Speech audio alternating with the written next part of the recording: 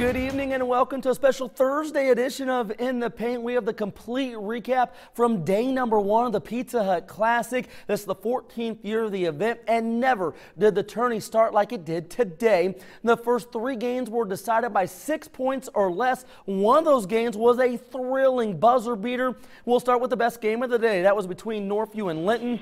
Quentin Hayes was huge for Northview. He had 14. His tray puts the Knights up 44-42 late in the 4th. Under a minute to go. Linton down 2, but pressing. They get the big turnover. Joe Dieball ties the game at 46 with the acrobatic layup. Northview coach Clint Weddle draws up a great out-of-bounds play. Jim Mace gives Northview a 48-46 lead with 45 seconds to go. Bryant Jackson carried Linton down the stretch. The Minor senior cuts the deficit to 1. Linton down 2 now, as you see on the clock, with 6.8 to go. Jackson at the line. He had 19. He hits 2 free throws, tying the game at 50.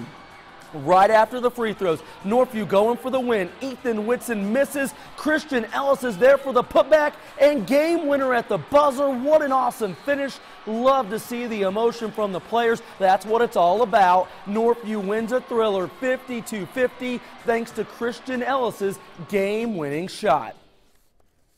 What was going through my mind was just to get up the court, get a good look, good open shot. I had the ball, found Ethan.